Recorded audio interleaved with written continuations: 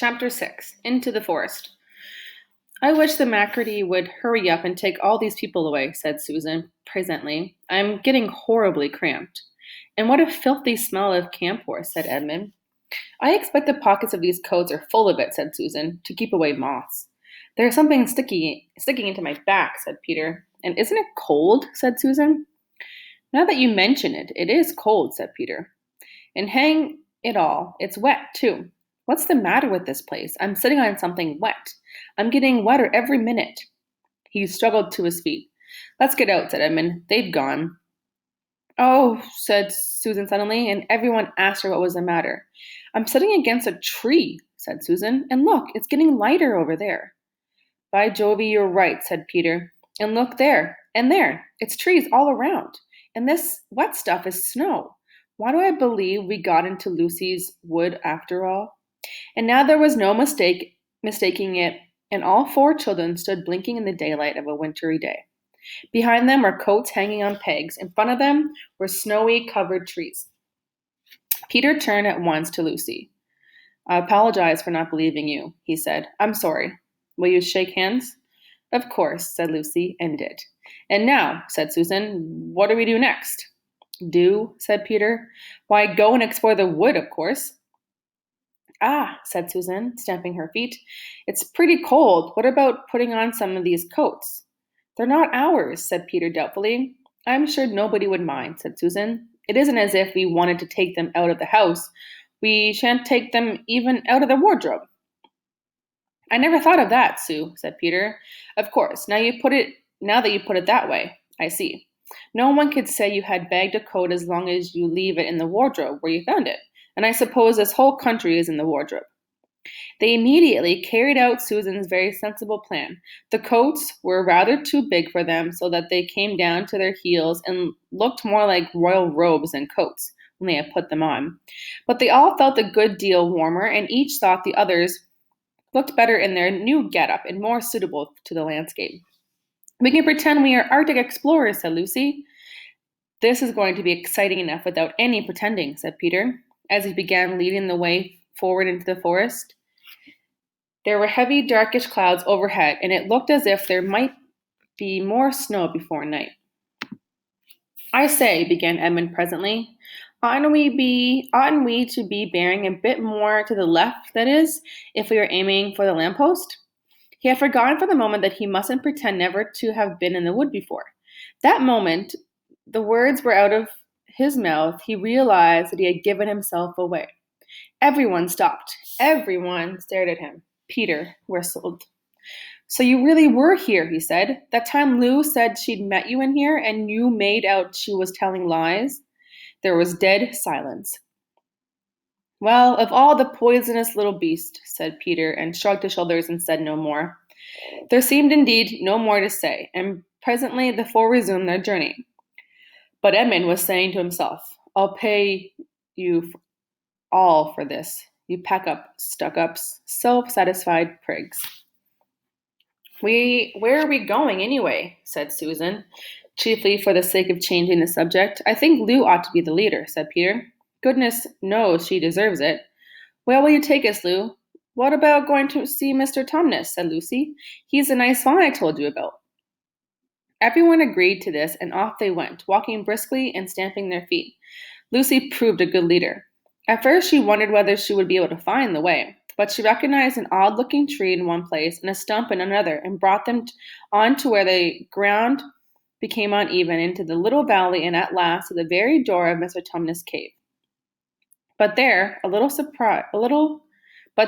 terrible surprise awaited them.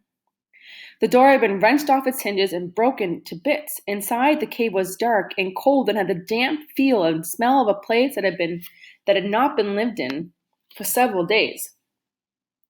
Snow had drifted in from the doorway and was heaped on the floor, mixed with something black, which turned out to be the charred stick and ashes from the fire.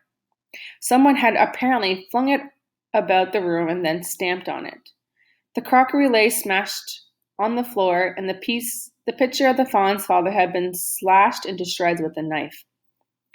This is a pretty good washout, said Edmund. Not much coming here. What's this? Said Peter, stooping down. He had just noticed a piece of paper which had been nailed through the carpet to the door. Is there anything written on it? Asked Susan. Yeah, I think there is, answered Peter, but I can't read it in this light. Let's get out into the open air. They all went out to the daylight and crowded around Peter as he read out the following words. The former occupant of these premises, the Fawn Tumnus, is under arrest and awaiting his trial on a charge of high treason against Her Imperial Majesty Judies, Queen of Narnia, Chatelaine of Cair Paravel, Empress of the Lone Islands, etc. Also of comforting her said Majesty's enemies, harboring spies, and fraternizing with humans. Signed, Fenris Ulf, Captain of the Secret Police. Long live the Queen! The children stared at each other. I don't know what I'm going to. I don't know that I'm going to like this place after all, said Susan. Who is this Queen, Lou? Said Peter. Do you know anything about her? She isn't really a queen at all, answered Lucy. She is a horrible witch, the White Witch. Everyone, all the wood people, hate her. She has made an enchantment over the whole country so that it is always winter here and never Christmas. I wonder if there's any point in going on, said Susan. I mean, it doesn't seem particularly safe here, and it looks as if it won't be much fun either. And it's getting colder every minute, and we brought nothing to eat. What about just going home? Oh, but we can't. We can't, said Lucy suddenly. Don't you see? We can't just go home. Not after this. It is all on my account that the poor fawn has got into this trouble. He hid me from the witch and showed me the way back. That's what it means by comforting the queen's enemies and fraternizing with humans. We simply must try to rescue him. A lot we could do, said Edmund, when we haven't even got anything to eat. Shut up, you, said Peter, who was still very angry with Edmund. What do you think, Susan? I have a horrid feeling that Lou is right, said Susan. I don't want to go a step further and I wish we'd never come, but I think we must try to do something for Mr. whatever his name is. I mean, the fawn. That's what I feel too, said Peter. I'm worried about having no food with us. I'd vote for going back and getting something from the larder, only there doesn't seem to be any certainty of getting into this country again, when once you got out of it. I think we'll have to go on. So do I, said both of the girls. If only we knew where the poor chap was imprisoned, said Peter.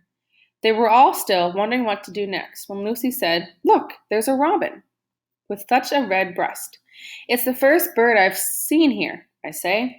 I wonder, can birds talk in Narnia? It almost looks as if it wanted to say something to us.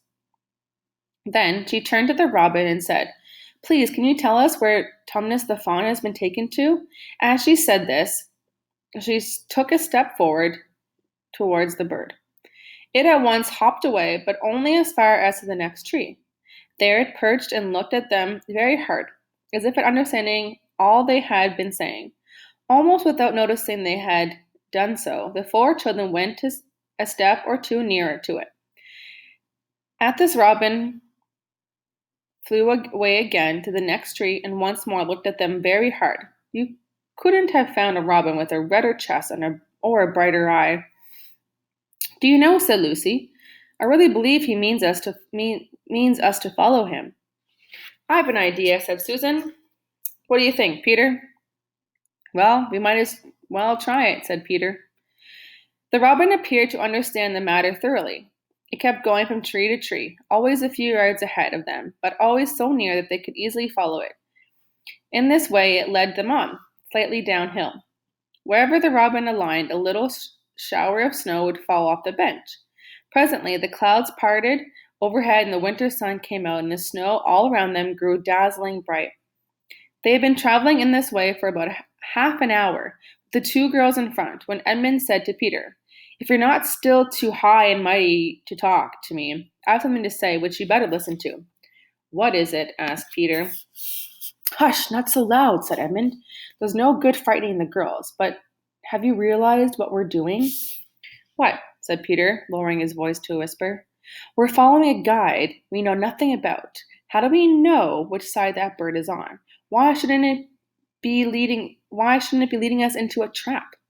That's a nasty idea. Still, a robin, you know. They're good birds in all the stories I've ever read. I'm sure a robin wouldn't be on the wrong side. If it comes to that, which is the right side, how do we know that the fawns are in the right and the queen, yes, I know we've been told she's a witch, is in the wrong? We don't really know anything about her, about either. The fawn saved Lucy. He said he did. But how do we know? And there's another thing to do. And there's another thing too. Has anyone the least idea of the way home from here? Great Scott, said Peter. I hadn't thought of that. And no chance of dinner either, said Edmund.